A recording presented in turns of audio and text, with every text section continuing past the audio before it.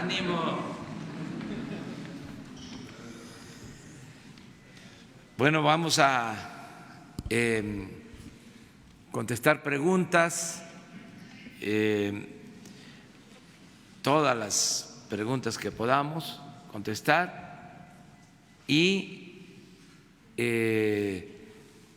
iniciamos.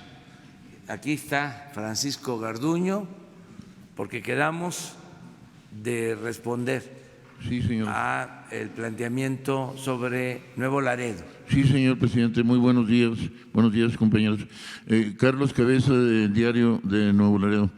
Pues precisamente, señor comisionado, es una responsabilidad muy fuerte, es un preámbulo que voy a ser muy breve. Los héroes económicos, bien llamados por el presidente, tienen hoy una esperanza. Se ha manifestado en el incremento de reservas inusitado, inédito. Esto ha ayudado bastante al consumo y también las políticas de apoyo social abajo se han manifestado en el incremento, por ejemplo, de las ventas de los abarroteros al mayoreo que salió ayer. Y luego dicen el dilema que si una, que si otra serán las causantes, pues las dos son movidas por el liderazgo del presidente en ambos casos, en todo caso, ¿no? Pero bueno, a mí me preocupa mucho porque he ido varias veces a recibir a los paisanos con el programa paisano, con diputados, senadores, y he visto que luego nada más en tiempos pasados se toman la foto y se van al otro lado de compras. Entonces luego empieza la voracidad de una serie de funcionarios de todos los niveles, a nivel estatal, sobre todo, a nivel estatal, y casi ya no hay policía desde hace 15 años en Nuevo Laredo, pero tránsito hay muy poco, pero se las dan, se habilitan para causar problemas a los paisanos. Entonces, me ha tocado ver, ya no voy a abultar más, pero en propia, personalmente he visto el abuso, ¿no? Entonces, el tramo de Nuevo Laredo a Monterrey, sumamente peligroso, de Monterrey a Saltillo, de Saltillo a San Luis de la Paz, de San Luis de la Paz a Querétaro, hasta que llegamos al altiplano ya pueden respirar un poco más tranquilos los paisanos. Entonces es una velocidad de los tramitadores que andan ahí coyoteando, de algunos, y espero que en esta administración no, estoy seguro, en materia aduanera también hay un cierto, he visto que han preparado un folleto muy pormenorizado con todos los requisitos, los felicito, muy sintetizado, muy de acceso fácil al usuario. La pregunta es, ¿de qué medida va a garantizar que lleguen? Porque dependemos mucho de las reservas ahorita en la economía y ellos esperan ver una diferencia. Los conozco en su mentalidad perfectamente y van a decir, bueno, es más de lo mismo porque como quiera me extorsionaron, me quitaron la mitad de las cosas que traía, etcétera, ¿no? Muchas gracias por su respuesta, disculpe. Pues vamos a darle a Francisco la palabra, pero yo quiero también aprovechar esta pregunta para comentar que se está limpiando el gobierno de corrupción de arriba para abajo, como se limpian las escaleras y como hemos dicho aquí, va a llevar tiempo a que permee, que baje este comportamiento, esta forma de ser, el que el servidor público sea un auténtico servidor público, que entienda que no debe de extorsionar, que no debe de cometer ningún acto de corrupción. Quiero expresarles que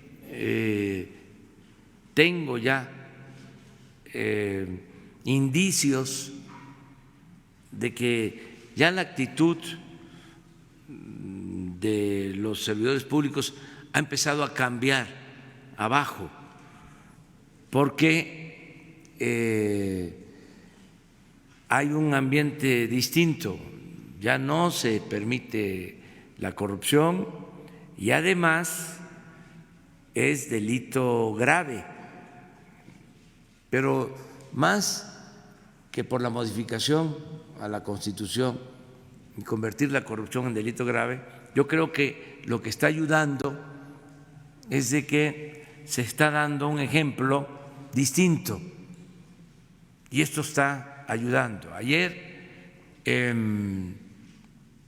unos transportistas vinieron a verme y ya me manifestaban que es otra la actitud, que ha empezado a cambiar, no se ha erradicado por completo, que ya empezó a cambiar la actitud de los policías federales, la policía de caminos, la que se encarga del cuidado en las carreteras. Me hablaban de cómo estaba establecida la extorsión y que ahora la misma gente, los mismos transportistas están ya negándose, rechazando la extorsión, porque ya no hay condiciones, ya no se permite el que haya extorsión, el que haya mordida. Entonces, qué bien que todos los ciudadanos estemos asumiendo esta actitud y también exhortar, llamar a todos los servidores públicos, en este caso en especial a la Policía de Caminos, para que se termine la extorsión, se acabe con la extorsión. Y estamos por aprobar una ley de confianza ciudadana, así se llama la ley, para quitar inspectores en establecimientos comerciales y que bajo protesta de decir verdad, el dueño de un establecimiento comercial, de una empresa, haga una manifestación y no van a haber inspectores, que exprese el dueño de una empresa, de un restaurante, de un comercio, que está al corriente, que está al día, que sabe cuáles son sus obligaciones, que deben de tener salidas de emergencia en su caso, que deben de tener extinguidores, que cumplen con toda la normatividad. Y esa manifestación se realiza y solo va a haber una fiscalización por sorteo. Periódicamente, que puede ser cada año, en compañía de las cámaras de comercio, de las cámaras empresariales, para ver si el ciudadano, el dueño del establecimiento comercial cumplió, y si cumplió, hacerle un reconocimiento. Si no cumplió, entonces sí, fiscalización permanente. Pero vamos a avanzar hacia allá, con el propósito de que no haya extorsión, de que no se esté padeciendo la visita de inspectores en vía pública de manera permanente.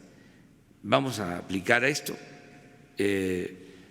porque lo que queremos es que no haya corrupción arriba ni abajo, y lo vamos a lograr poco a poco. Por eso el asunto de las aduanas, en el caso de Nuevo Laredo, se entiende la preocupación porque en toda la frontera de Tamaulipas, Matamoros, Reynosa, Río Bravo, Nuevo Laredo, Piedras Negras, Acuña ya de Coahuila, Ojinaga, Juárez y la frontera en Sonora,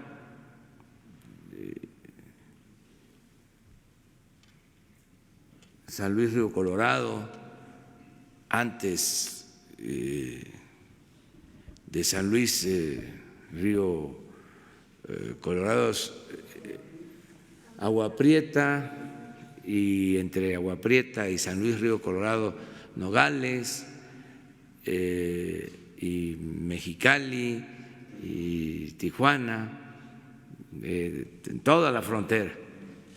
Donde tenemos más problemas, hay más problemas, es precisamente en Nuevo Laredo. Y en el caso de Tamaulipas, ahí en los últimos tiempos hemos tenido más enfrentamientos, más violencia.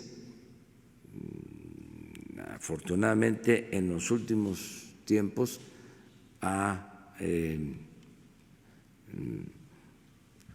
bajado la incidencia delictiva, porque en todo Tamaulipas estaba bajando y nos queda pendiente Nuevo Laredo.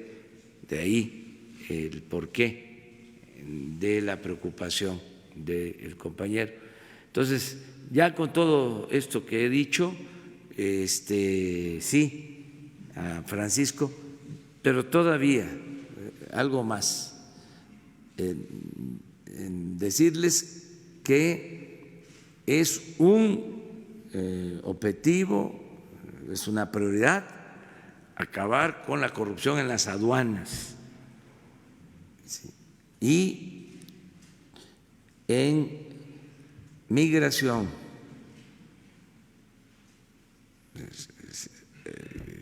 que han sido dos focos constantes de extorsión, de corrupción. Nosotros estamos muy satisfechos con el comisionado del Instituto Nacional de Migración, Francisco Garduño. Desde que está él a cargo de migración, van bien las cosas, le tenemos confianza, es una gente profesional, trabajadora, honesta.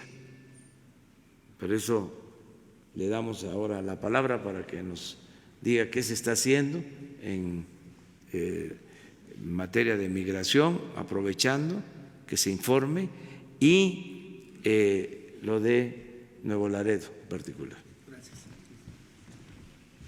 Con su permiso, señor presidente.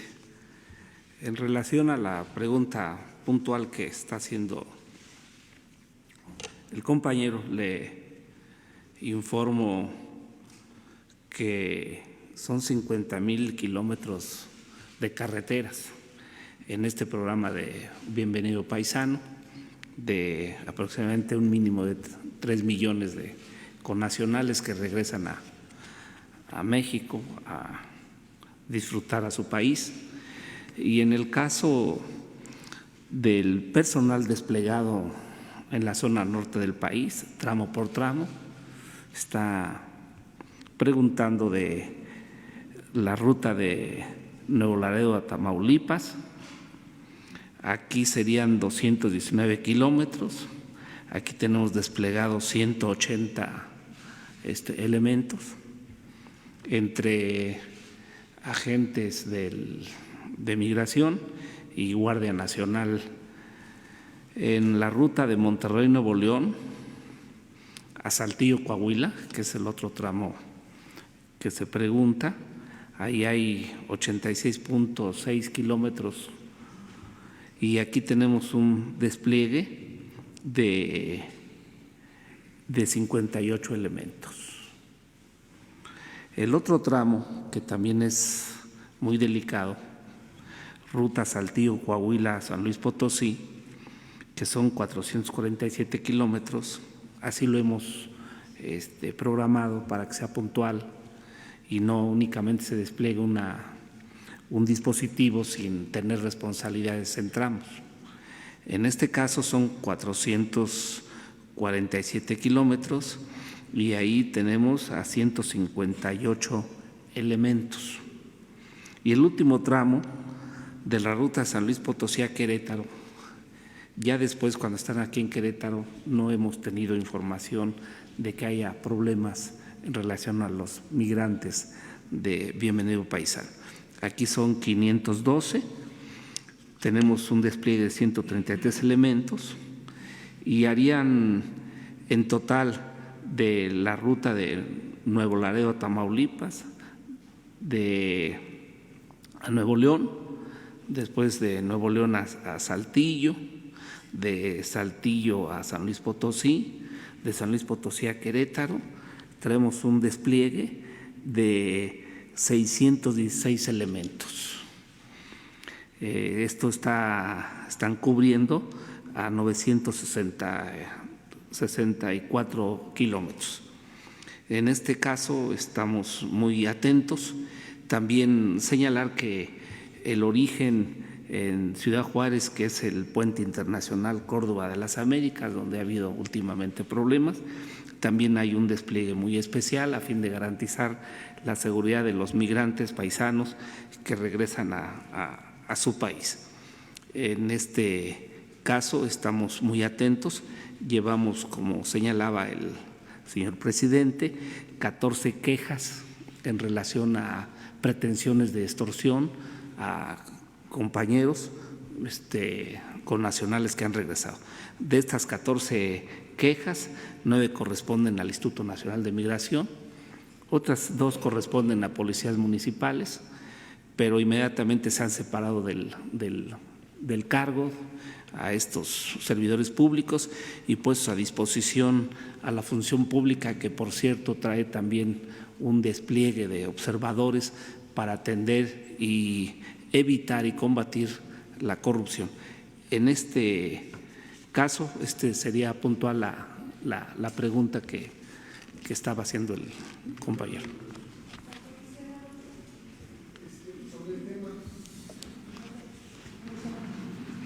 Adelante. Sí. Buenos días, comisionado. Rocío Jardines, de W Radio.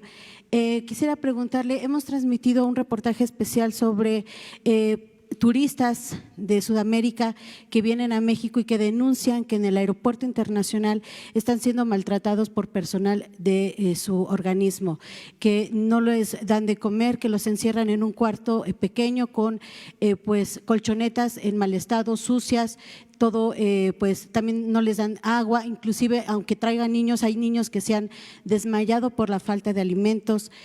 Quisiera saber qué reporte tiene al respecto, si ya se está investigando esto, porque nos han referido que han presentado denuncias constantes en el Instituto y en la Comisión Nacional de Derechos Humanos. Preguntarle también su opinión al respecto, presidente, porque pues estas voces han crecido incluso en las redes sociales. Y también, presidente, quisiera… ayer usted nos compartía los 5 momentos más difíciles de su gobierno, saber si hoy nos puede compartir cuáles considera los 5 pues aciertos que ha tenido en este casi un año y su opinión sobre el recorte que ha marcado el INEGI, que informó que el desempleo pues ya repuntó en octubre al nivel más alto en los últimos 3 años, alcanzando 3.6% de la población económicamente activa. Gracias. En relación a la pregunta sobre el ingreso de extranjeros migrantes al país, no tenemos queja, hay un observador de la Comisión Nacional de los Derechos Humanos. Es evidente que ha ido propagándose este conocimiento, este maltrato que se señala entre comillas, pero yo le invito en especial a usted a que haga una visita, la atiendo y que observe cuál es la conducta. Primero, no es una estación migratoria, son oficinas y evidentemente pues, en esas oficinas es donde se les da el trato. En relación a esta también pregunta, la amplió porque en los aeropuertos estaba entrando mucho migrante irregular, que llegaba, como actualmente sigue aconteciendo, vía Brasil, de África, vía de la India hacia Nicaragua, y estaban utilizando también los aeropuertos. Entonces señalaban ellos que venían a hacer un trabajo, que venían ellos a un hotel, no traen dinero, no traen la reservación, no traen los boletos de regreso de avión, la información que dan sobre el trabajo que le están proponiendo es inexistente, pero yo creo es mejor preguntar a la Comisión Nacional de los Derechos Humanos cuál es el acontecimiento, y le invito para que haga una visita y dé su versión y su reporte. Sí, todos somos migrantes. Sí, por eso, en este caso le invito para que la información que usted tenga haga una visita, y ahí sobre el sitio usted tenga su visión, corrobore lo que usted está señalando, se denuncie, y si no, pues usted supervise que no son las cosas tal como se indican.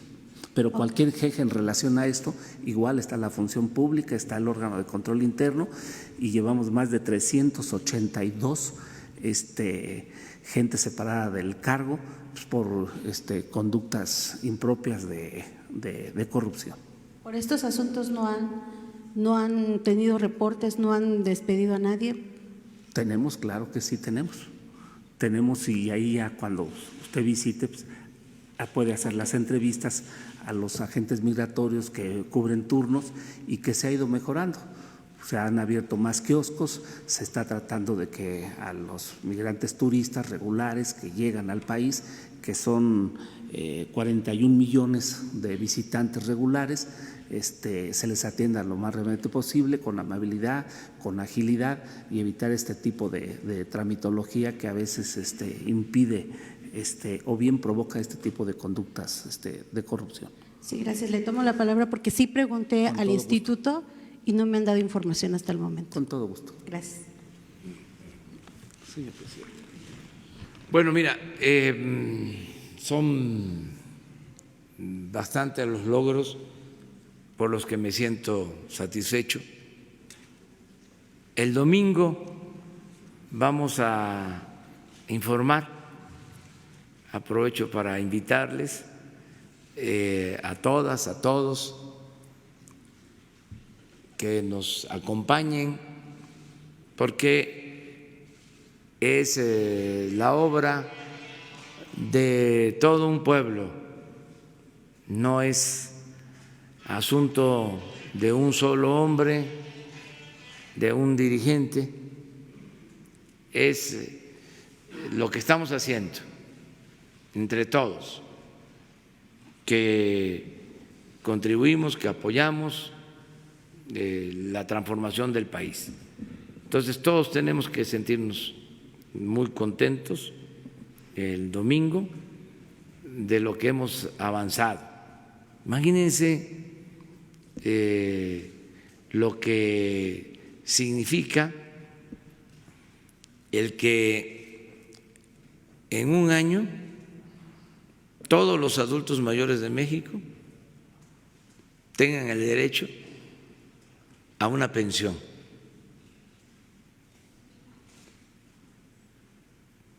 Lo que representa para una familia humilde, donde hay dos ancianos respetables y los dos reciben su apoyo. Ya tienen para sus alimentos, para lo básico.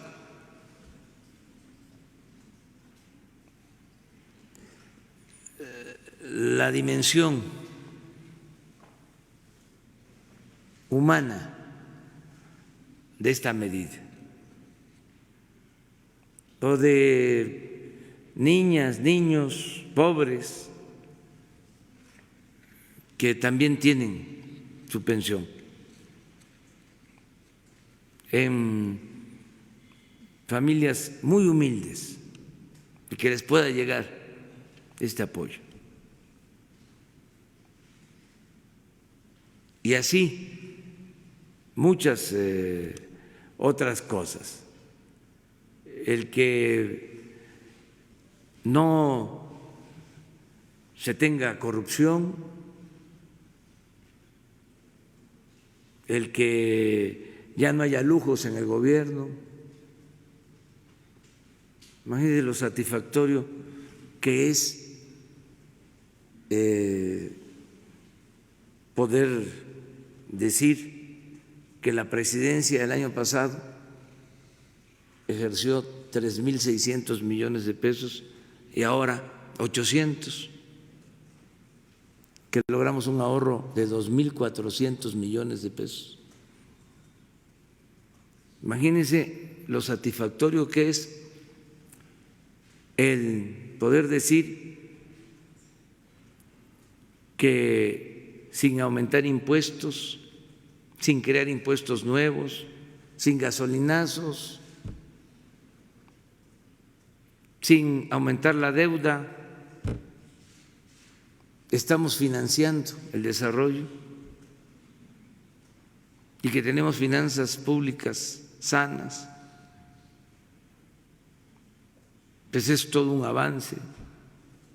El que tengamos la tranquilidad de que no ha habido devaluación de nuestra moneda, que el peso no se ha depreciado, al contrario, es de las monedas que más se han fortalecido con relación al dólar en todo este año,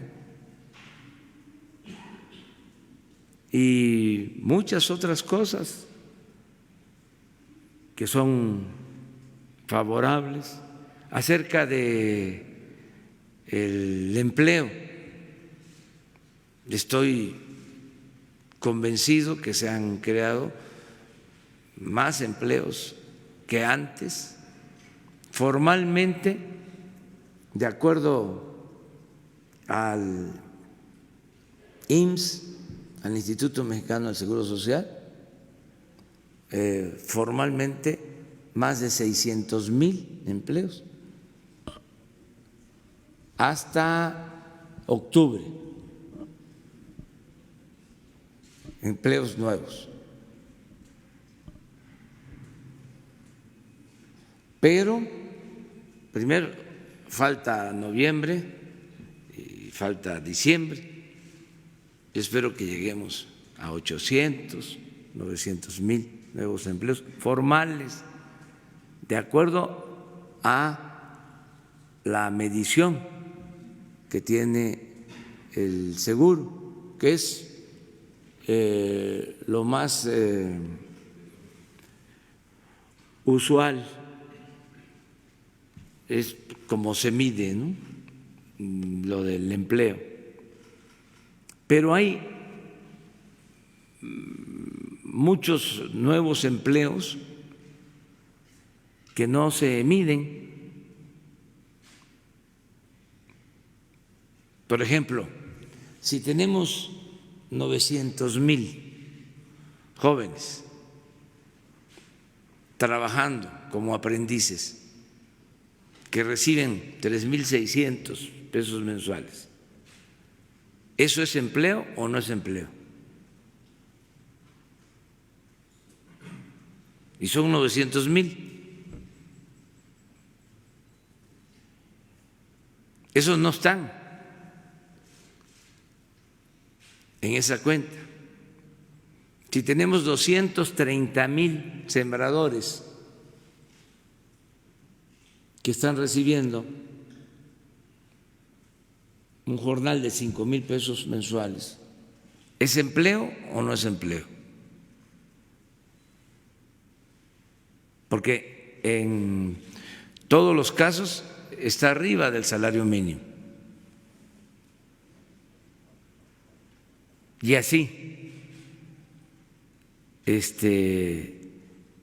muchas otras cosas que no están contabilizadas en los parámetros o la manera de medir que se tiene, ¿no? Porque son programas que no se aplicaban, es otro esquema, es otra manera de abordar el tema del crecimiento, incluyendo el factor desarrollo, distribución del ingreso. Entonces, esto es lo que puede significar pues que haya discrepancias. De todas maneras, estamos obligados a que funcione bien la economía, a que haya crecimiento, que haya empleo, que mejoren los salarios. Decían, por ejemplo, ¿qué le genera satisfacción? El haber logrado en este año, después de 36 años, el mayor aumento al salario mínimo, sí es para presumir, ¿verdad? O sea, después de 36 años, lograr el mayor aumento al salario mínimo, sí, es para decir tengan, para que aprendan. Y así otras cosas, pero ya no nos metamos en ese terreno. Mejor el domingo. Por favor, sí.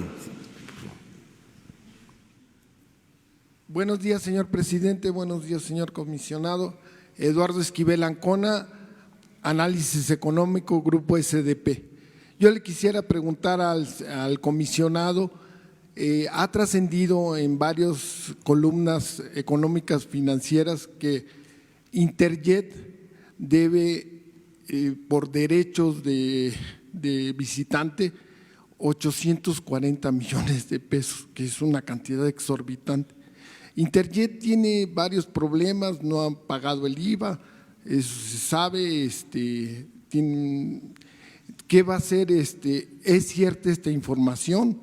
Y si es cierta, ¿qué va a hacer el gobierno de México para remediar este problema de Interjet, que por lo que se sabe está a punto de la quiebra? ¿Tienes información?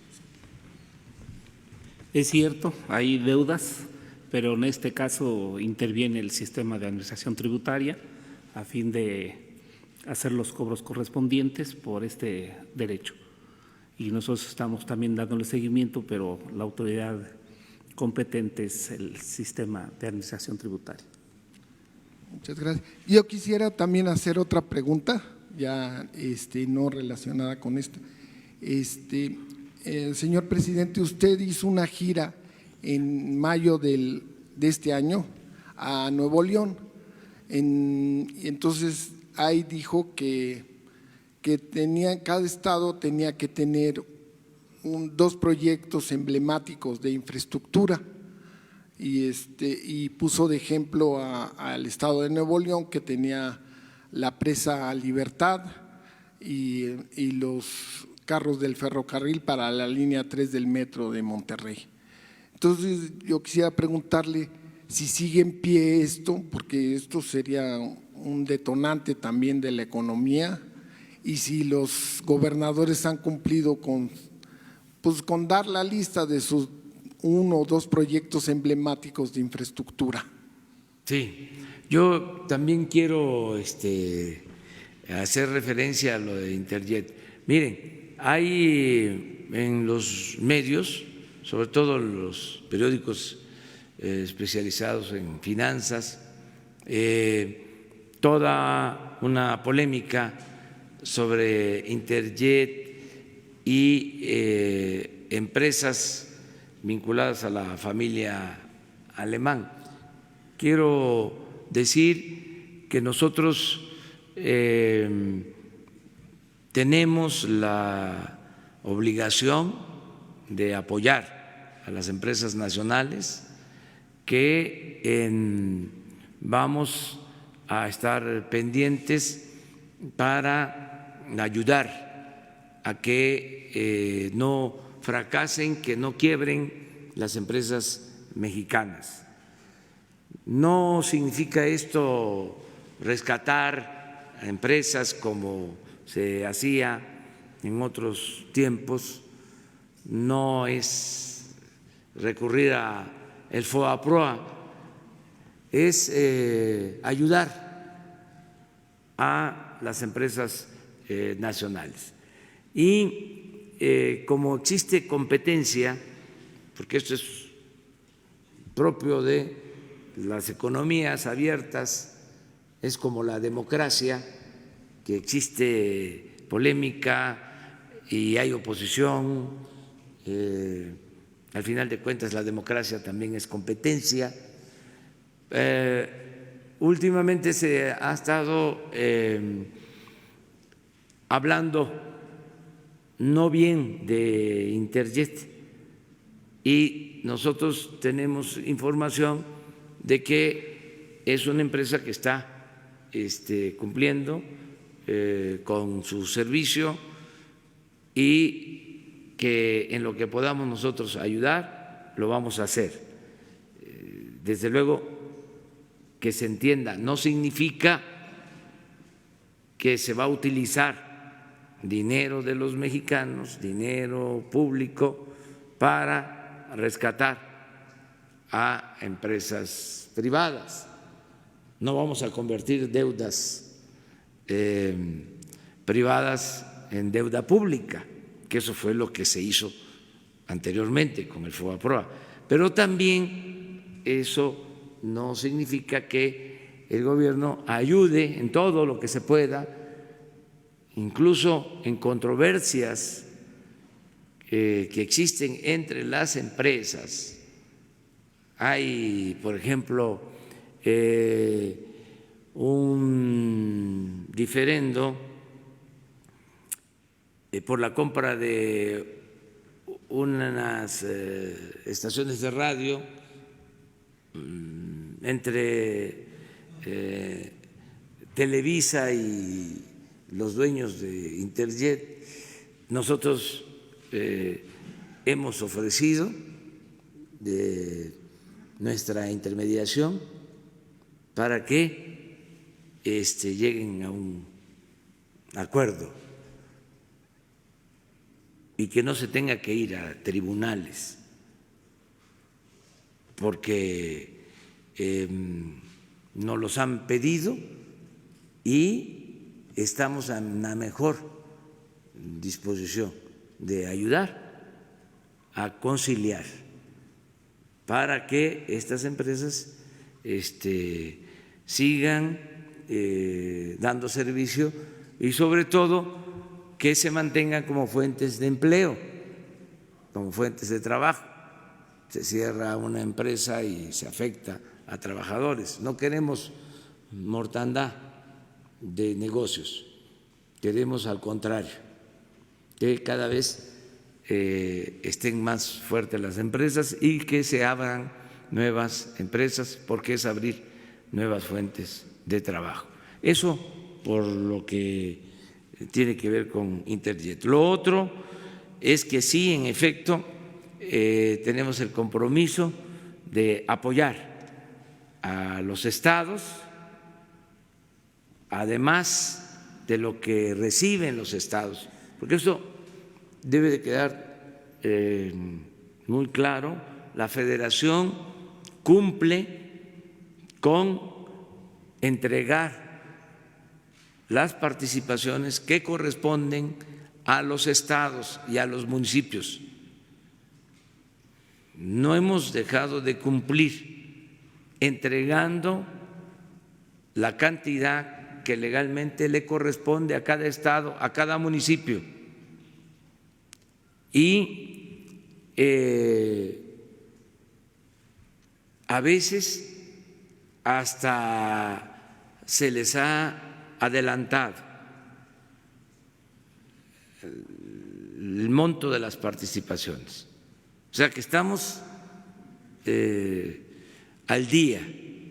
Eso es lo que por ley le corresponde a cada estado, a cada municipio. Ustedes saben que hay un acuerdo de coordinación fiscal donde la Federación recauda,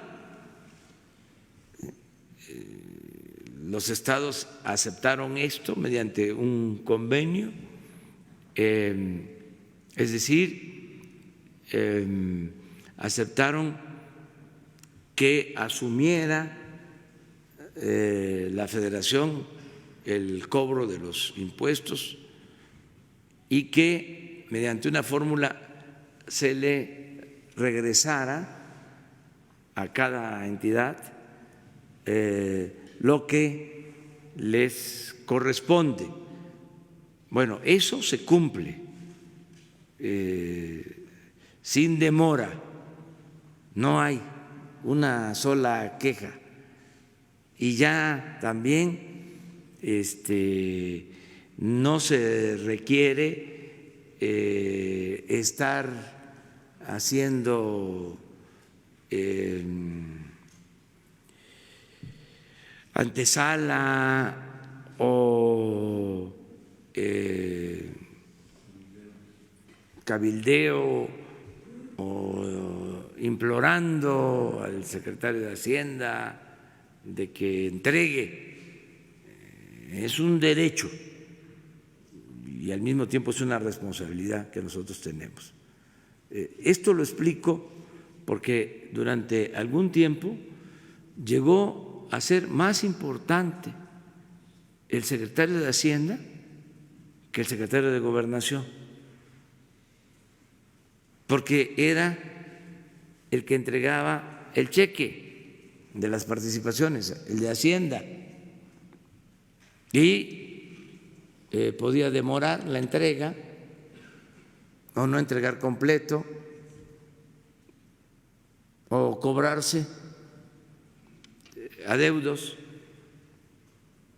que los hay, por ejemplo, en el pago de impuestos. Entonces, por eso el secretario de Hacienda era el equivalente a Su Alteza Serenísima, ¿no? Se le rendía pleitesía. Ahora no. Arturo es un servidor público, Arturo Herrera, un ciudadano, lleva muy buena relación con los gobernadores y a todos se les atiende y es su derecho. Además de eso, de los recursos que corresponden administrar a la Federación, se destinan apoyos a estados. Este es el caso de la presa Libertad en Nuevo León. Tenemos el compromiso de apoyar para que no falte el agua en la zona metropolitana de Monterrey y está autorizado el presupuesto. Y lo mismo con los trenes, y se les transfirieron también los derechos de vía del ferrocarril en Monterrey para una nueva línea de transporte. Y así, en todos los casos, estamos apoyando y vamos a cumplir para que en cada estado haya una obra, dos, en donde participe la Federación nos estamos poniendo de acuerdo con los gobernadores, de acuerdo a lo que más se necesite, se requiera. Por ejemplo, en el caso de Jalisco, se destinó un presupuesto adicional para terminar el tren de Guadalajara que se estaba quedando. Entonces, yo espero que la Secretaría de Comunicaciones cumpla con el compromiso porque tienen los fondos, se invirtieron 3.500 millones adicionales, ya se tiene el presupuesto y que cumplan para que a final de año ya esté terminado el tren y ya estén los primeros viajes de prueba. Y así en cada estado estamos ayudando y lo vamos a seguir haciendo. Y desde luego la banca de desarrollo, Banobras ha ayudado mucho a reestructurar deudas en estados, en municipios. Las finanzas de los estados y de los municipios en algunos casos quedaron muy comprometidas porque se llevaron a cabo programas de construcción de obras con cargo a las participaciones federales y se endeudaron los estados, no todos, pero sí hay problemas financieros en estados, en municipios que tienen que estar pagando de sus participaciones por obras que se hicieron, que costaron mucho, porque no solo elevaron los precios de las obras, sino que fueron obras financiadas mediante mecanismos no muy transparentes ni muy favorables a la hacienda pública, hospitales, edificios, por ejemplo, la torre administrativa de Tuxtla Gutiérrez se está pagando. Y yo creo que se va a pagar por 20 años más, porque la construyó una empresa y incluyó un financiamiento. En muchos casos por encima del financiamiento normal. El hospital de Iztapaluca o el de Zumpango va a pagar el gobierno del Estado de México 20 años en cada hospital, como 200 millones de pesos anuales. O sea, en 20 años como 6-7 mil millones por un hospital. Entonces, todo esto produjo quebranto. Esto se fomentaba desde la Secretaría de Hacienda. Se decía, ¿quieres tener obra?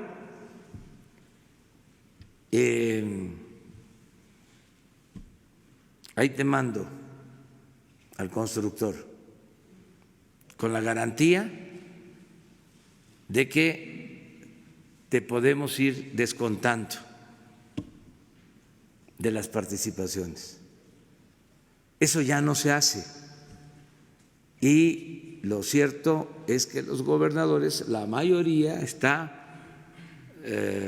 buscando reestructurar sus deudas y en eso estamos también ayudando, manobras, buscando bajar tasas de interés para que puedan tener más liquidez en los estados y que su presupuesto pues no esté tan comprometido, porque ahora en la mayoría de los estados y en municipios pues la mayor parte del presupuesto es para pagar nómina, lo que se llama gasto corriente, y es muy poquito lo que pueden utilizar para la construcción de obras y garantizar los servicios públicos. Entonces, todo eso se está viendo y estamos muy conscientes de que en lo que podamos nosotros ayudar, lo tenemos que hacer.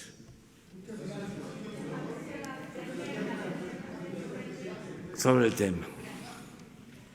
Gracias, Sandra Aguilera, de Grupo Larsa Comunicaciones.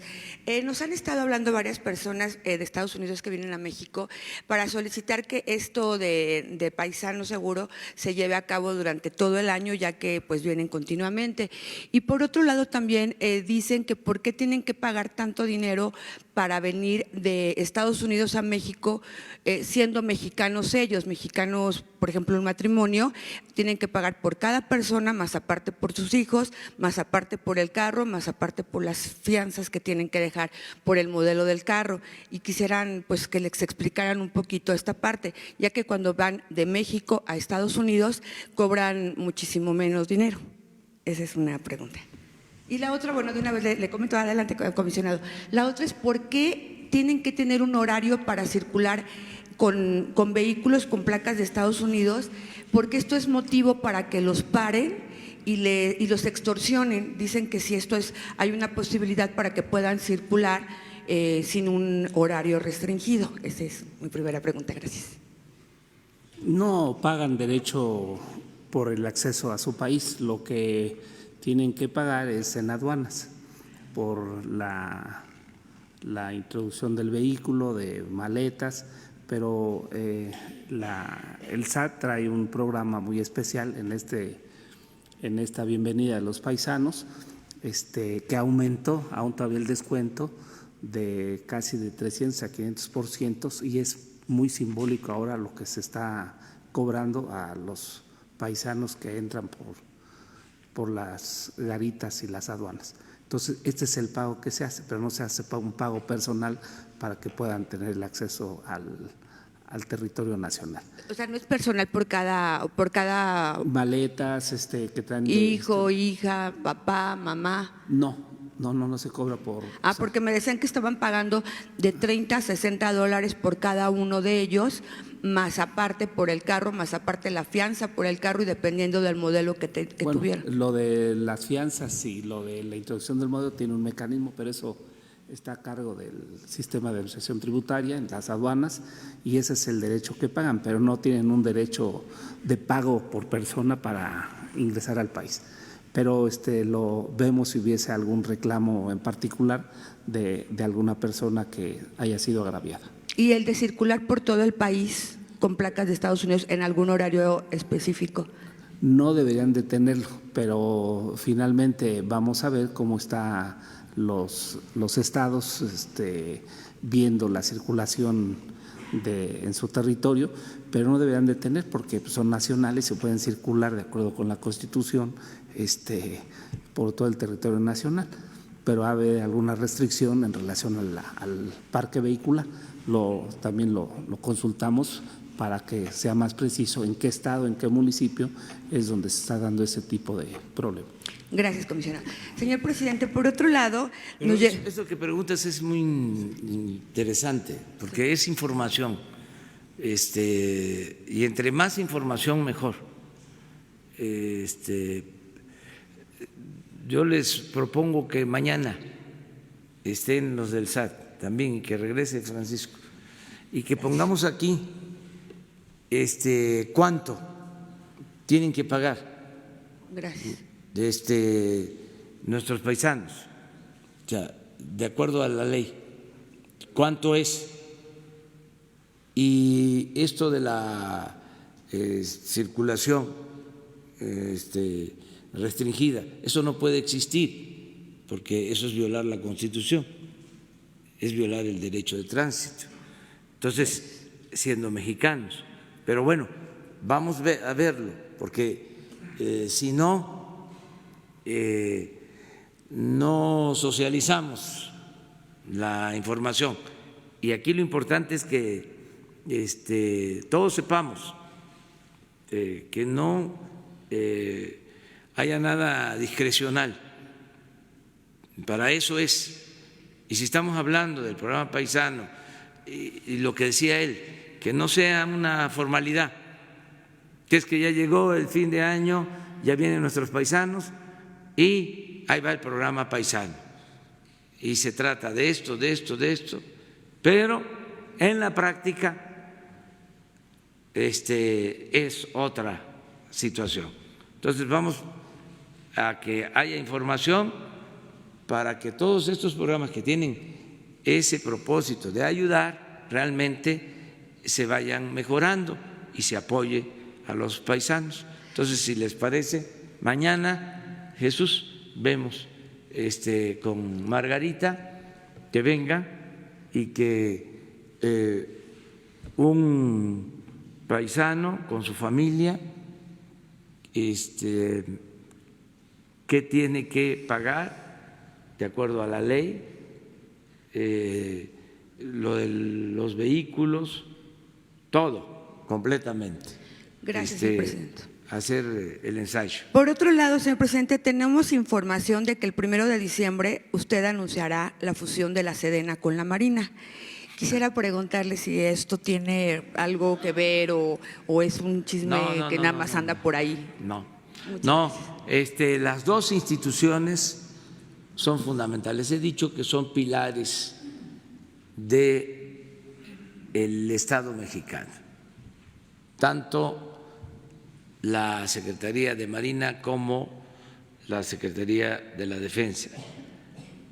Y miren, si ustedes hacen encuestas o si ven las encuestas, son las dos instituciones mejor calificadas de todas por los ciudadanos, por la gente. Eso es muy favorable. A pesar de que se expuso a estas instituciones con la guerra al narco y otras decisiones que fueron equivocadas, a pesar de que se les ordenaban misiones que no correspondían a sus facultades constitucionales. A pesar de eso, estas dos instituciones resultaron prácticamente ilesas, o sea, en cuanto a su fama pública, en cuanto a su prestigio. Entonces, yo estoy muy satisfecho con el trabajo de las dos secretarías, tanto el almirante Ojeda como el general Sandoval me ayudan mucho, son muy buenos servidores públicos, leales al pueblo de México. Lo más importante es leales a la patria, porque esa es la lealtad que más importa. porque la lealtad a los hombres a veces cae en la abyección. La lealtad que más vale es a los principios, a los ideales, a la patria, la lealtad al pueblo, no solo la lealtad a los hombres. En este caso son dos instituciones muy importantes, nos ayudan mucho y me hacen sentir seguro de que vamos bien. Además, tenemos, es así, la institución de instituciones, la más importante de todas, la que más ayuda, la esencial, es el pueblo. El pueblo es el que lo puede todo. Por eso Juárez decía de manera sencilla pero profunda, con el pueblo todo, sin el pueblo nada. Entonces, ¿a quién le tengo más confianza? Al pueblo.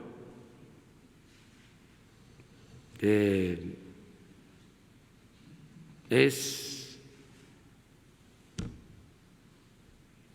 nuestro ángel de la guarda, aunque no les guste a algunos.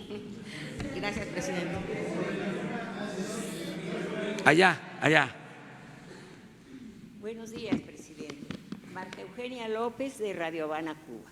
Y mi pregunta casualmente tiene que ver con lo que acaba usted de decir, y es saber si se continúa impulsando el estudio de la cartilla moral, por lo que pensamos que puede ayudar a la mejor comprensión y participación en la cuarta transformación. Esa es nuestra pregunta. Pero además quisiera agregarle que la valiosa información que se recibe de estas mañaneras y de sus visitas a los estados nos permite difundir la información de la cuarta transformación. Muchas gracias. Posiblemente usted se acuerde de mí de hace años. Sí. Estamos trabajando en el fortalecimiento de los valores, porque eso es clave. Siempre cito a Martí, que decía, no solo procurar el bienestar material, sino el bienestar del alma. Decía que cuando se está bien en lo espiritual, se aligeran todas las encomiendas, tareas, todo el trabajo, cuando se está bien espiritualmente. De modo que lo de la cartilla moral de Alfonso Reyes es algo importante. Hemos logrado reimprimir alrededor de 8 millones de ejemplares que se está distribuyendo. Por lo mismo, para el fortalecimiento de valores. Y Alfonso Reyes hablaba de valores que van de lo personal a lo general. El respeto a uno mismo, el respeto a la familia. Luego, otro círculo que tiene que ver con el respeto a la naturaleza, el respeto a nuestros semejantes, a la sociedad, y luego decía el respeto y el amor a la patria. Son valores. Entonces, sí tenemos ese propósito de seguir fortaleciendo los valores, y la aportación de Alfonso Reyes en la elaboración de esa cartilla es algo excepcional, es algo pues histórico el que él haya escrito esta cartilla. Y vamos ahora a actualizar esa cartilla y queremos que se convierta en una constitución moral. Y como a nosotros nos importa mucho el que haya polémica y el que haya debate, sigo hablando de constitución moral, porque podríamos hablar de un código de ética, ¿sí? Incluso no utilizar la palabra o el término, el concepto moral, que les molesta a algunos, ¿no? Pero no, lo interesante es hablar y debatir sobre el por qué no de una constitución moral. Y para eso se está trabajando, hay un equipo que está trabajando y se están haciendo consultas a ciudadanos especialistas sobre este tema y sobre los preceptos que debe de incluir la nueva constitución moral. Desde luego no se trata de un ordenamiento legal de carácter obligatorio, es decir, no son leyes, es que nos pongamos de acuerdo sobre cuáles son los preceptos aceptados por todos y que van más allá de lo religioso, porque se piensa también que si hay una cartilla moral, esto tiene que ver con lo religioso. No necesariamente. Más lo que se busca es que haya diálogo entre creyentes y no creyentes, diálogo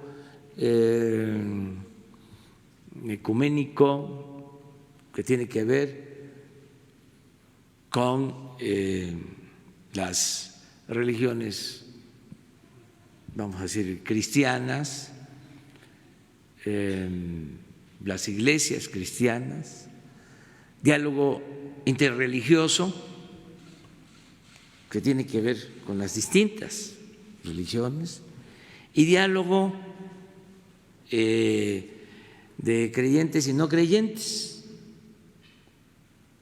diálogo, y de esos diálogos sacar los valores en los que se coinciden y difundirlos para que no sea el individualismo, el egoísmo lo que impere, lo que prevalezca,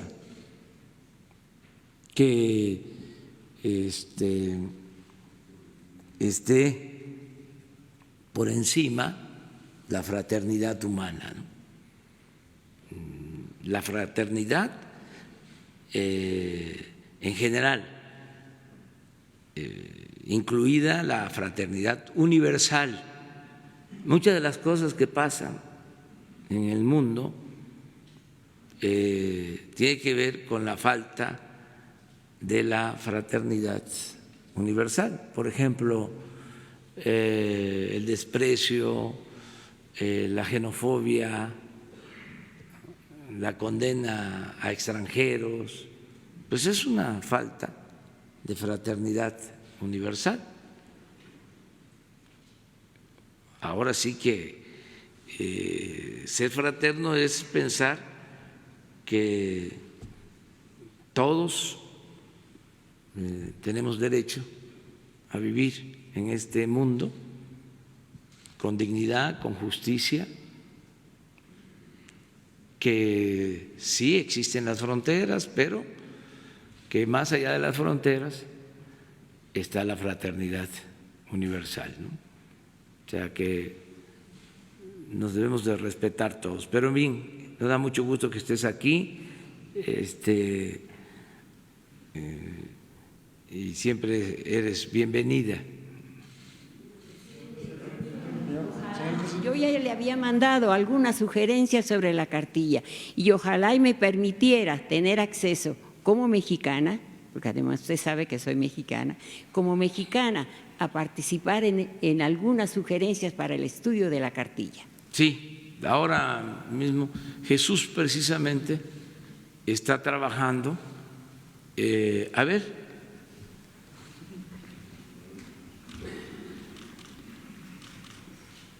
Yo creo que aquí. Yo lo que la bajé de internet. Yo la bajé de internet. Sí. Me lo estoy buscando.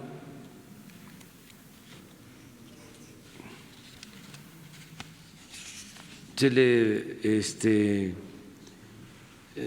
mantuvo el prólogo, la introducción que hizo José Luis Martínez, y estoy buscando a los Jesús, los 3 miembros del comité.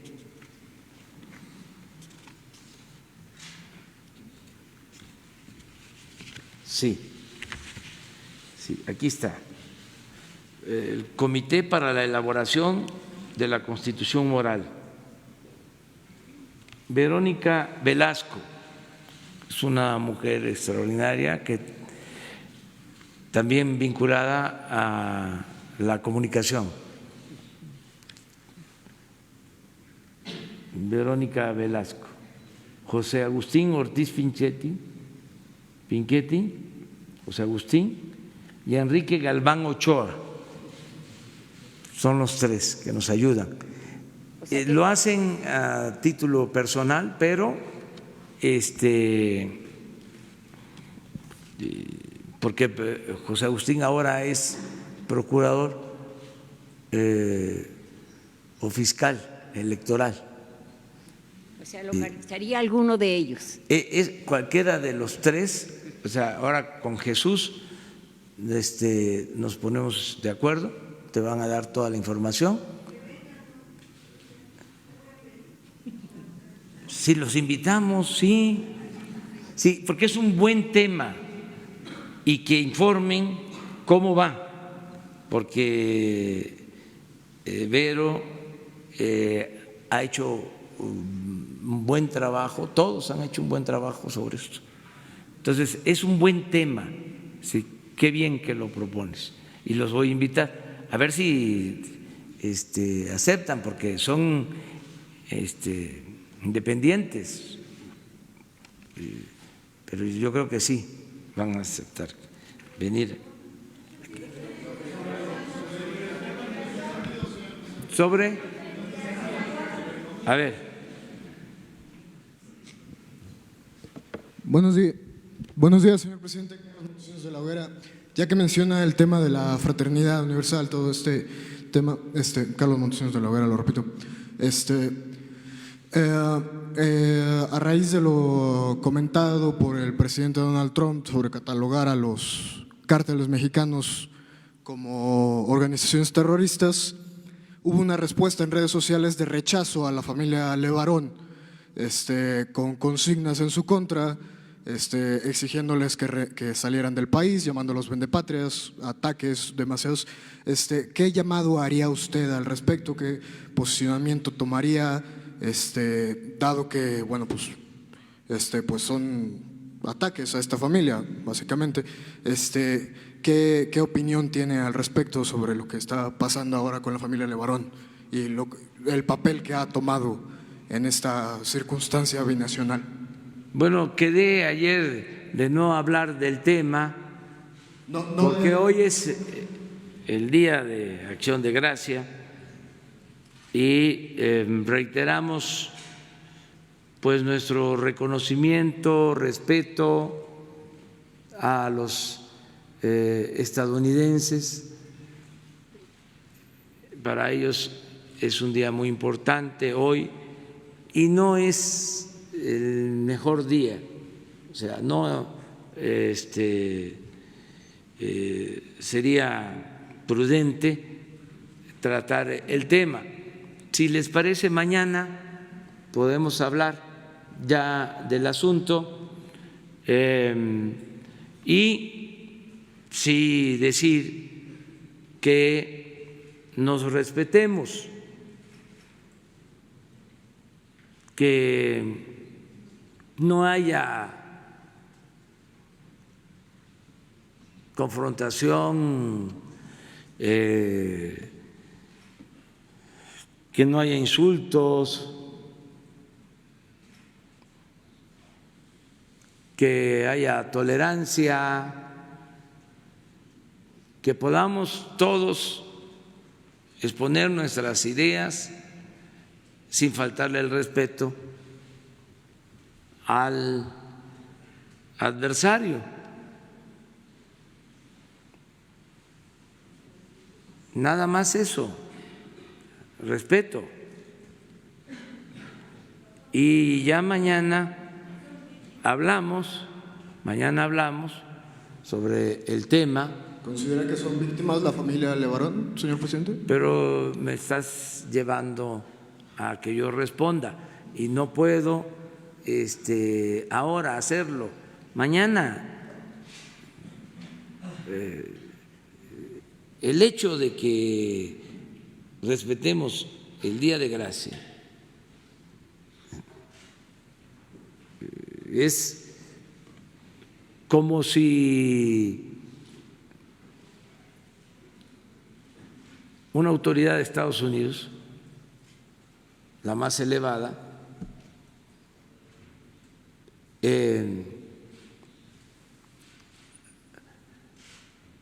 hace una expresión de respeto en un día importante para los mexicanos. Por ejemplo, aunque no para todos, pero sí para muchos, el día 12 de diciembre o el 24 de diciembre o el 15 de septiembre. Entonces, son días importantes para nosotros. Vamos a vernos así. Hemos tenido diferencias a lo largo de la historia, pero también hay comunicación, hay relación económica, comercial, cultural. 36 millones de mexicanos en Estados Unidos.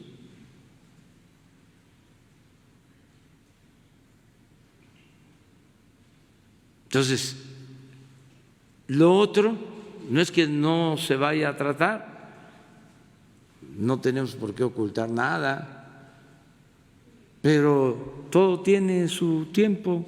Mañana hablamos del tema, luego mañana es viernes, luego el sábado están invitados, mañana vamos a ir a Puebla a ver la fábrica militar, las empresas de la Secretaría de la Defensa. El sábado vamos a encontrarnos de nuevo porque vamos a ir a hacer una visita a Santa Lucía. Y el domingo, pues vamos a estar aquí en la plaza. También vamos a hablar sea, entonces hay tiempo para eso. Y mientras tratamos el tema, actuemos con respeto entre todos. Y si me permite una segunda pregunta, señor presidente. El lunes pasado se confirmó que llega el ingeniero Ángel Carrizales a la Agencia de Seguridad, Energía y Ambiente, la encargada del impacto ambiental en las obras del sector energético.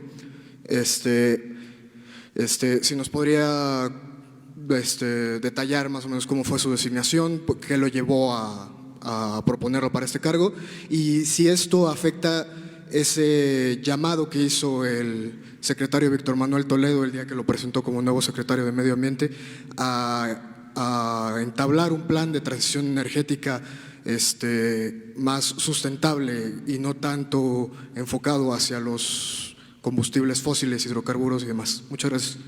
No, pues Ángel es una persona con capacidad, es un profesional y es una gente honesta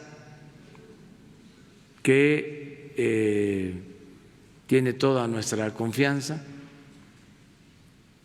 y es mi facultad el nombrarlo. Sí tiene experiencia. Sí, sí.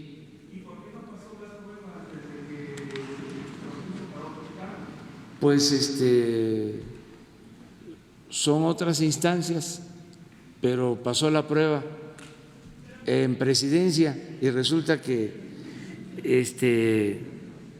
a mí me toca nombrarlo. Sí, es una asignación directa porque así está en la ley y lo conozco. ¿Y saben qué es lo que más me importa? Más que la experiencia, la honestidad. Ya para irnos entendiendo mejor. O sea, porque hay quienes tienen mucha experiencia, están graduados hasta en universidades del extranjero, tienen hasta doctorados, pero son deshonestos. Y a nosotros lo que más nos importa de todo es la honestidad. Si hablamos en términos cuantitativos, 90% honestidad, 10% experiencia. ¿Cómo la ven? Porque antes, ¿cómo era? Al revés, 90% experiencia. Buenísimos y además charlatanes. Pero eso sí, muy corruptos, de los que firmaban todo por mantener salarios de 300, de 400 mil pesos mensuales. Gente sin decoro. Entonces, qué bueno que sale el tema, porque en un país con tanta corrupción, lo más importante es que haya servidores públicos honestos, de esos que prefieren dejarle a sus hijos pobreza, pero no deshonra. Esto es muy importante, porque en el periodo neoliberal se elevó, siempre lo digo, a rango supremo la técnica,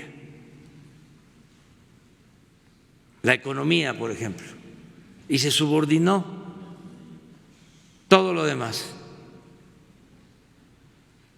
y ahora es distinto. Ahora, para nosotros la honestidad es fundamental, la justicia, la democracia, son otros preceptos los que guían al gobierno. ¿Qué lugar ocupan los resultados, presidente? Usted se ha quejado constantemente de que el gobierno es un elefante, de arrastre lento, pesado. Ha pedido usted ayuda no solamente a los ciudadanos, a los propios funcionarios, de que pues, hay que moverlo porque esto está muy lento. ¿En qué lugar ocupan los resultados, la eficacia y la eficiencia en este estándar de evaluación que usted da de la capacidad o no de los funcionarios? Entiendo que es muy importante la honestidad, la experiencia, los conocimientos, porque a veces querer es poder, pero aunque se quiera no se puede. Yo se lo pregunto en ese sentido. ¿Qué valor tienen los resultados de los funcionarios en el gobierno en este contexto que acabo de mencionar? Lo de la honestidad es importante, porque si el director de Pemex es honesto, ¿sí?, va a garantizar que no se entreguen contratos que perjudiquen a la nación y beneficien a particulares. No voy a hablar de los directores de Pemex que han habido, sí, pero esos directores de Pemex, sobre todo los más mencionados en los últimos tiempos, uno de los más mencionados en los últimos tiempos, en una de esas, a ver, busca ahí en el internet de favor, porque a lo mejor tiene maestría y tiene doctorado en el extranjero. Uno de los directores de Pemex, de los más famosos, a ver, búscalo. Va a ver, van a ver ahorita a lo que me refiero. Pero me refería a los resultados. Bueno, Salinas de Harvard, doctor en Harvard, nada menos que el padre de la desigualdad moderna. O sea, para nosotros lo más importante es la honestidad. Y hay otros factores o otros requisitos, vamos a decir, ¿no? El que trabajen, porque también pueden ser honestos, pero no trabajan. Sí, se requiere que trabajen, y luego que tengan conocimiento, o sea, en ese sentido, digo, que sí, alcancen los sí, objetivos. pero en el orden de prioridades, para nosotros, lo principal, o para mi caso, como responsable del Ejecutivo, lo más importante es la honestidad, porque el principal problema de México fue por muchos años la corrupción. Nada ha dañado más a México que la deshonestidad de los gobernantes. Nada.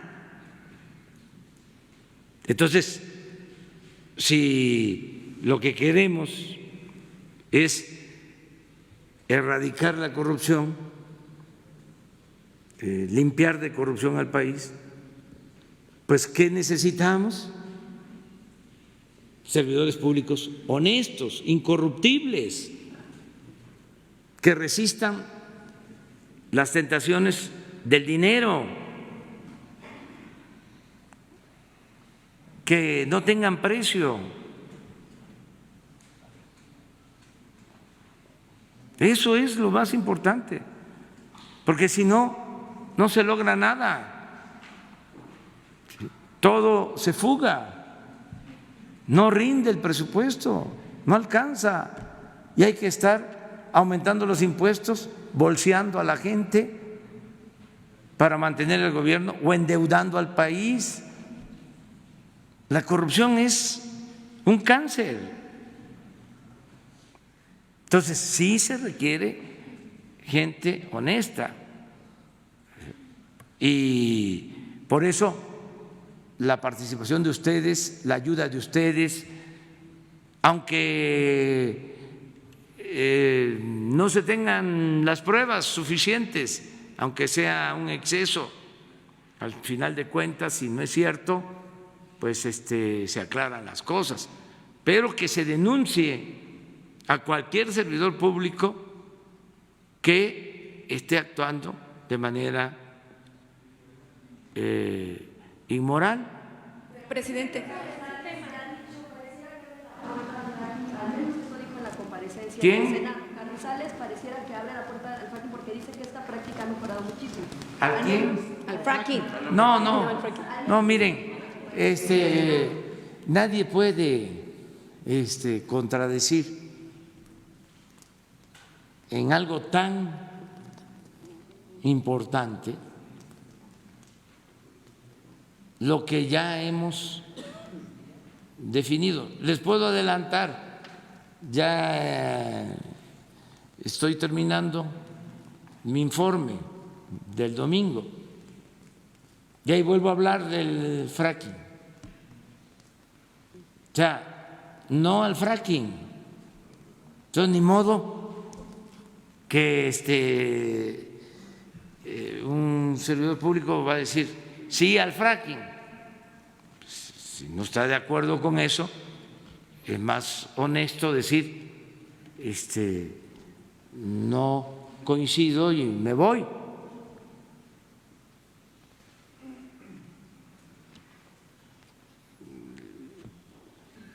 Ahora viene, aquí aprovecho, porque a mí me sirve también, ahora sí que te lo digo a ti, puerta, para que lo escuches tu ventana. Viene la elección que hace el Senado para el nuevo ministro de la Corte. Enviamos una terna, son 3 mujeres.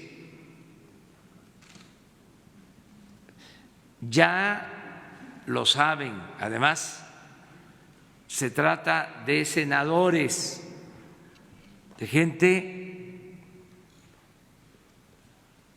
con criterio,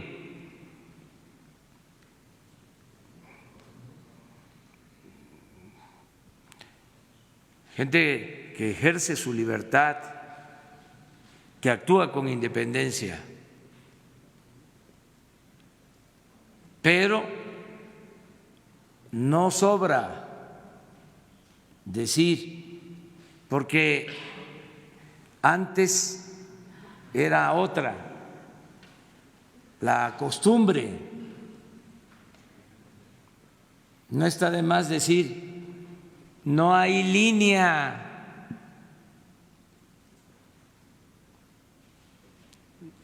no simulamos. ¿Cómo se hacía antes? Se mandaba una terna, pero con palomas mensajeras o con halcones.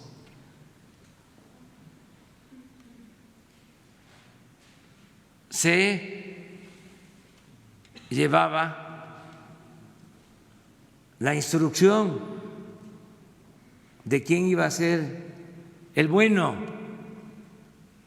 Y todo era una faramalla. Yo siempre recuerdo lo que decía Vasconcelos acerca de la diferencia, entre otras, entre Porfirio Díaz y Madero. En Ulises Criollo lo pueden encontrar este pasaje. Decía que no era lo mismo un presidente que se enteraba por los periódicos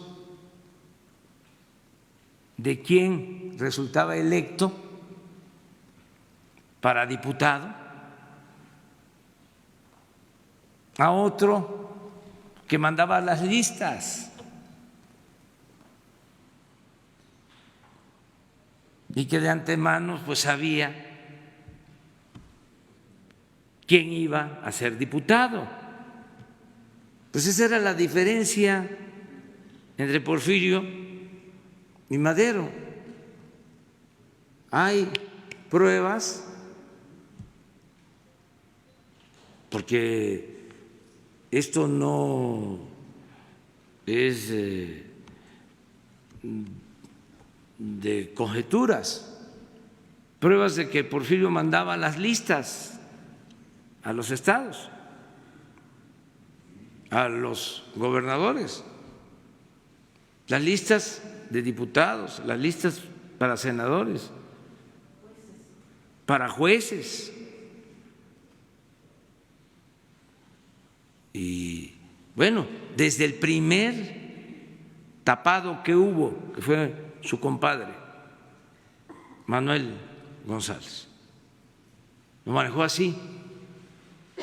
Habían como 5, 7 aspirantes y él preparó las cosas y mandó la línea a favor del compadre y empezaron a llegar los telegramas. Acá en Tamaulipas todos estamos a favor de Manuel González. La gente en Nuevo León se manifiesta en favor de Manuel González. Todos expresan que representa la unidad Manuel González. El destape, de ahí surge. Madero no era así. Madero, fíjense, le mandaba cartas a los gobernadores cuando había una elección para decirle: le pido que por favor esté pendiente para que se respete el voto de los ciudadanos y que no importa quién gane, sea el que sea, lo más importante es respetar la voluntad del pueblo. Ese era Madero. Hay una carta que es estremecedora, porque se la manda a Jerónimo Treviño, que había estado como hombre fuerte en Nuevo León más de 30 años. Había estado en el Porfiriato, nada más se hizo a un lado, o lo hicieron a un lado, cuando llegó como hombre fuerte Bernardo Reyes.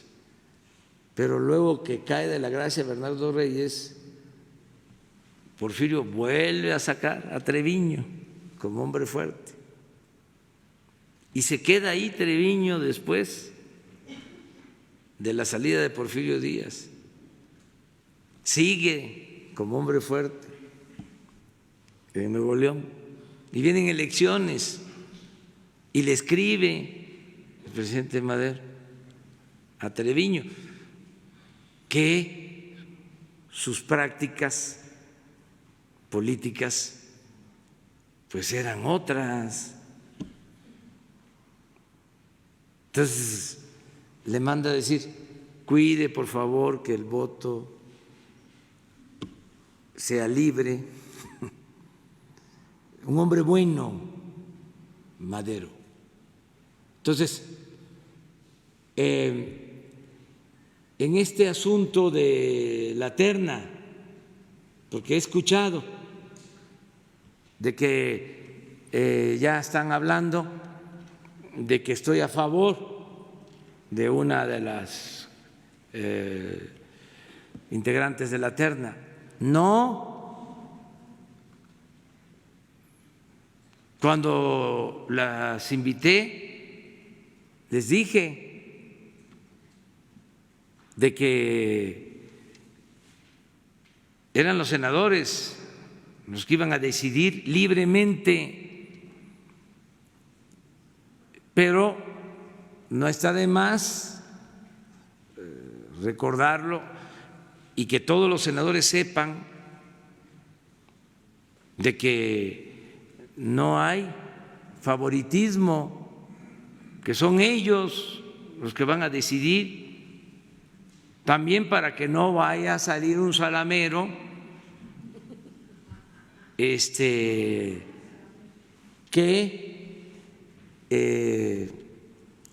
se ostente como mi representante o como emisario, salamera o salamero, porque ahora hay que utilizar lenguaje de género.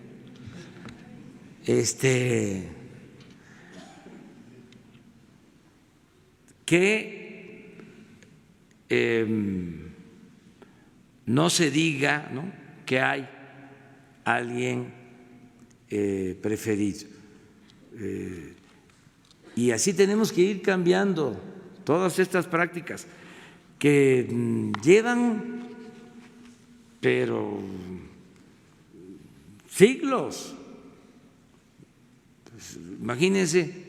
Tuvimos 300 años como colonia de España y desde España nos mandaban a los virreyes para gobernar México. 300 años. Y los virreyes nombraban a los que ahora son como los gobernadores, se llamaban alcaldes mayores. 300 años así. Luego se logra la independencia, pero en todo el siglo XIX, 2 dirigentes, 2 hombres. México era país de 2 hombres, o fue Santana y Porfirio Díaz. Santana, 11 veces presidente de México, toda la primera mitad del siglo XIX, y Porfirio Díaz 34 años. Viene la revolución, se hace a un lado a don Porfirio, pero se queda doña Porfiria, también años. Entonces, las prácticas democráticas en México no han sido la constante, han sido la excepción. ¿Cuándo ha habido democracia? En los 10 años de la República restaurada, el gobierno de Juárez, de Lerdo, y desembocó en la dictadura porfirista. Y luego Madero, en el tiempo que estuvo, nada más. Y ya, hasta ahora, porque muchos pensaron que en el 2000 se iba a establecer la democracia como forma de vida, como forma de gobierno. Y miren lo que sucedió. El que llega con la bandera de la democracia, a los 6 años comete un fraude electoral. Además, se jacta, presume de haber impedido la elección democrática y de haber impuesto a Calderón. Es hasta ahora. Entonces, todas estas malas costumbres, todos estas prácticas antidemocráticas se tienen que ir quitando, pero todos tenemos que ayudar, porque todavía llegan conmigo compañeras, compañeros y me plantean algo y les digo, pues decidan ustedes, véanlo ustedes, resuelvan ustedes, y se me quedan viendo así, pues ¿será cierto? Pues sí, sí es cierto, sí es real, y todos tenemos que ayudar. ¿No está el currículum? Pero no, nada más para saber de qué es. A ver. Lozoya, ¿dónde estudió? Harvard. Harvard. Presidente, para preguntar. Estás apuntando, ¿verdad? El otro también Massachusetts, también doctorado. ¿Y el otro? Chicago, doctorado también.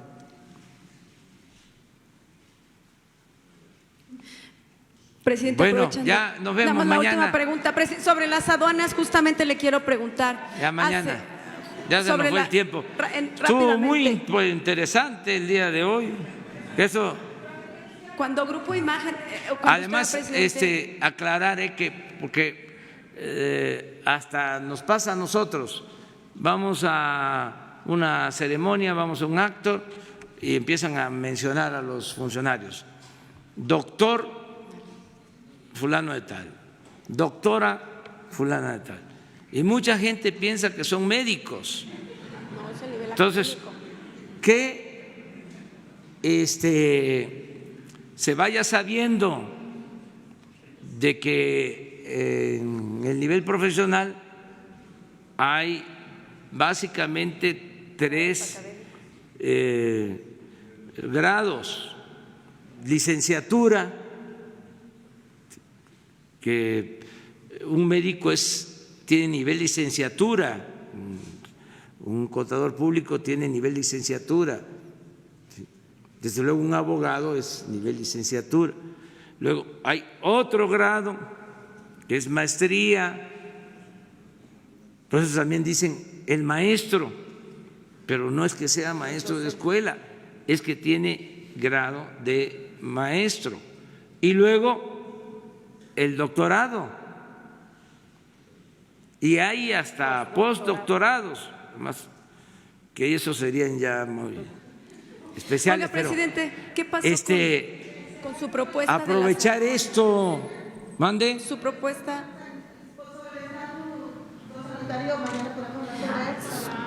Mira, mañana viene la directora del SAT y Francisco para terminar de informar sobre los paisanos, sobre los migrantes. Sobre recorrer las aduanas 20 kilómetros adentro, cuando usted era presidente de Morena, lo recordará, Grupo Imagen y Multimedia de manera exclusiva cubrió todos sus recorridos. Mucho antes de la campaña y de la precampaña, usted traía una idea que también estuvo en sus propuestas de campaña, el recorrer 20 kilómetros hacia adentro las aduanas, ¿no? Para que no estuvieran en la línea fronteriza. ¿Qué es lo que ha pasado con esta propuesta? ¿Por qué? Porque cuando uno va al norte del país en el marco de los recorridos de sus giras, hay empresarios, hay trabajadores que de manera insistente se han acercado a nosotros, a Grupo Imagen, a preguntar sobre esa propuesta. Dice, el presidente no ha hecho ningún tipo de alusión en este sentido. ¿Se va a cumplir? ¿Ya no se va a cumplir? Sí. Y nada más a ver en economía de tiempo, por favor, si me lo permite. Si ya Marcelo Ebrard estableció contacto con Mike Pompeo, por lo menos para que lo reciba. Muchas gracias. Eso lo va a contestar Marcelo. ¿Hoy lo va a contestar? Sí, yo espero que hoy. Y lo otro, sí está en pie, el recorrer las aduanas del lado nuestro. Ya empezamos desde enero con la creación de la zona franca. Ya en toda la franja de la frontera norte, ya bajó el IVA del 16 al 8%, el impuesto sobre la renta al 20%,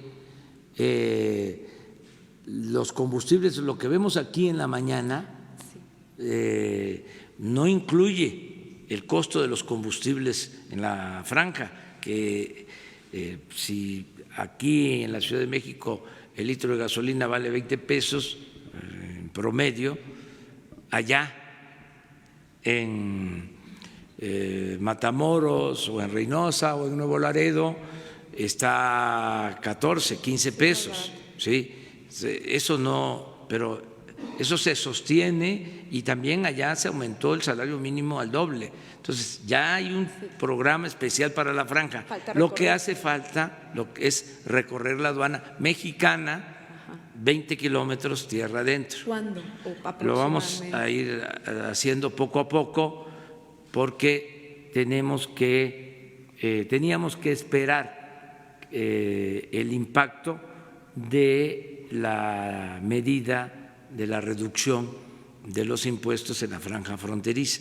Y ahora tenemos más elementos para avanzar en lo otro. ¿Sigue siendo viable? Sigue siendo viable, sí, y es un compromiso. Bueno, muchas gracias. Mañana nos vemos. Mañana.